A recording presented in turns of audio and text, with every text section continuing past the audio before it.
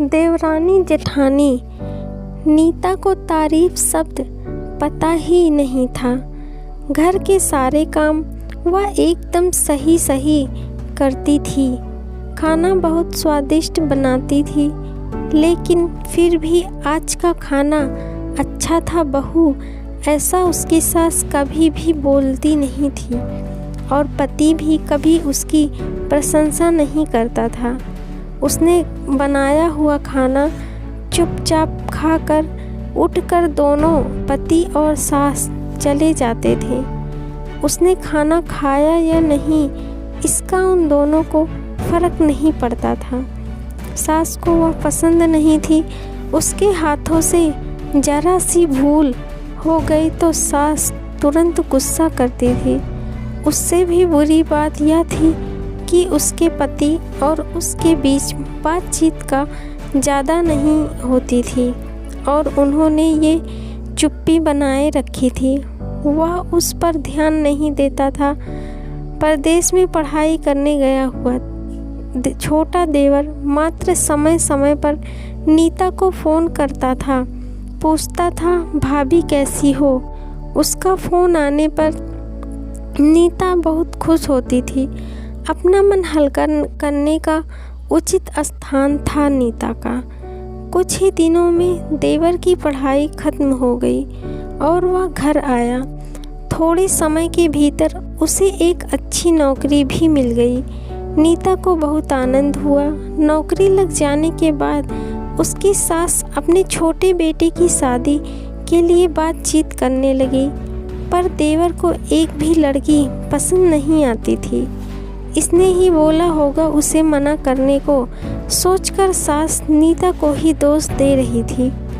नीता को चिंतित देखकर देवर ने अपनी माँ से कहा, मैं एक लड़की से बहुत प्यार करता हूँ, मैं उसी से शादी करूँगा। उसने जिद की। देवर जी यह बात पहले बतानी चाहिए थी ना। नीता ने ये बात अपने पति के कान पर डाली। इस बात पर उसने थोड़ी किटपिट की, लेकिन लड़की देखकर वह भी तैयार हो गया। सवाल बचा सास का, अपने छोटे बेटे का मन कैसे दुखाएगी वह। बाद में उसकी भी हाँ हो गई। नीता को बहुत खुशी हुई। उसे लगा एक अच्छी सहेली आ जाएगी अब साथ देने के लिए, दिल के राज बताने के लिए। पर कैसी होगी छोटी देवरानी, रख बस जाएगी हमारे साथ और इस घर में, या वह एक अलग दुनिया बरसाने पर जोर देगी। देवर जी को इस विचार से थोड़ा टेंशन में आ गई नीता। कुछ दिनों बाद नीता की छोटी देवरानी चौखट लाग कर घर में आई। देवरानी ने घर में आते ही सारे घर की जिम्मेदारी अपने हाथों में ले ली। अब सास ने अपनी छोटी बहू की ज़्यादा ही तारीफ करना शुरू कर दिया। उसे माँ जैसा प्यार करने लगी। यह देखकर नीता की आंखों में आंसू आ जाते। वो सोचती, मैं भी तो यही काम करती थी, फिर मेरे साथ ही ऐसा क्यों बर्ताव। अब थोड़े दिनों बाद छोटी देवरानी पूरे घर पर राज करेगी और फिर मेरी जगह वहाँ कोने में होगी। अपने ही विचारों में खो गई नीता। नीता के भाव समझने पर छोटी देवरानी नीता के हाथ अपने हाथ में लेकर बोली, दीदी मुझे सब पता है, मुझे अपनी छोटी बहन समझिए, बहुत जल्दी सब ठीक हो जाएगा। छोटी देवरानी ने पूरे घर की जिम्मेदारी अपने ऊपर ले ली, लेकिन कामों में कुछ न कुछ बार बार भूल करती थी। फिर देवरानी नीता के पास जाती और मदद मांगती थी। ऐसा रोज ही होने लगा। यह देखकर सास लेकिन गुस्सा हो गई। मेरे रहते हुए वह छोटी बहू बड़ी बहू को क्यों पूछती रहती है। फिर सास भी रसोई घर में आकर चार काम शुरू करने लगी। धीरे धीरे वह छोटी बहू के साथ साथ अनजाने में बड़ी बहू से भी प्यार से बर्ताव करने लगी, प्यार से बोलने लगी, नए पदार्थ दोनों को सिखाने लगी, भूल समझकर समझाने लगी। अब सास और दोनों बहुओं में अच्छी दोस्ती होने लगी। इस वजह से बड़ी बहू का स्वभाव भी अच्छा होने लगा। उसके स्वभाव में खुलापन आ गया। सास भी दोनों के साथ काम करती, शॉपिंग तो कभी फिल्म देखने जाने लगी। वो अपनी दोनों बहुओं को समान प्यार करने लगी थी। इस वजह से घर का माहौल हंसता खेलता हो गया। इसके अलावा अपने भाई और उसकी पत्नी की बॉन्डिंग देखकर नीता का पति भी उसके साथ अच्छा व्यवहार करने लगा। यह देखकर छोटी बहू बहुत खुश हुई। दीदी घर पर पहले आप ही का हक था, ऐसा बोलकर छोटी बहू ने पूरी घर की जिम्मेदारी अपनी जेठानी को दे दी। साल भर में नीता के देवर को अच्छे वेतन और बड़ी पोस्ट पर स्थानांतरित किया गया। अब छोटी देवरानी भी अपने पति के साथ परदेश जाएगी और मैं फिर अकेली रह जाऊंगी।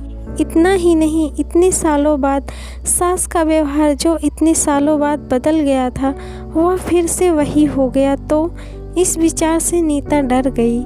देवरानी की नीता को इतनी आदत हो गई थी कि उसके बिना घर काटने को दौड़ेगा।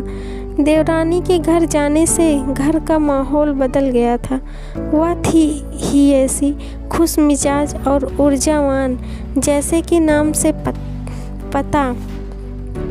यहाँ देवरानी की हालत भी कुछ अलग नहीं थी। उसे दुख हुआ कि यदि यहाँ रहना पड़ा तो उसे अपने पति से दूर रहना पड़ेगा।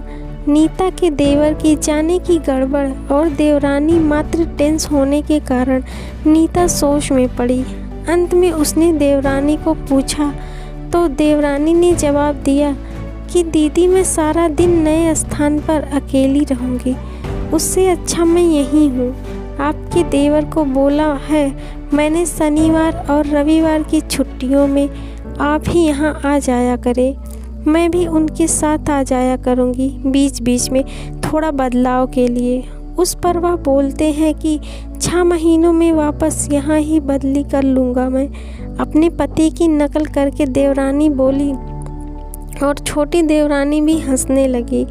अपनी आंखों के आंसू पोंछते हुए नीता बोली, यह दिन वापस नहीं आने वाले। जाओ तुम अपने पति के साथ, उनके साथ भी तो कोई होना चाहिए ना। दीदी आपने मुझे बड़ी बहन का प्यार दिया, वैसे ही भैया के रूप में एक बड़ा भाई मिला। यह भरा हुआ संसार छोड़कर मैं कैसे जाऊं? वहाँ अकेली का मन नहीं लगेगा।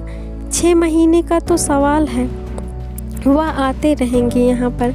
यह सुनकर नीता ने अपनी देवरानी को खुश होकर गले लगाया।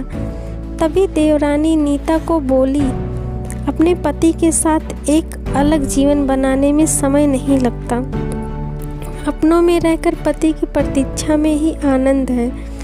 दोस्तों, 2 अलग अलग घर और ससुराल से आने वाली यह लड़कियां अपने नए घर के लिए सब कुछ करती हैं। पता ही नहीं चलता कि कब एक दूसरे की आदत हो जाती है। सच में देवरानी जेठानी का रिश्ता बहनों से कम नहीं होता। Thank you. Please like, share and subscribe.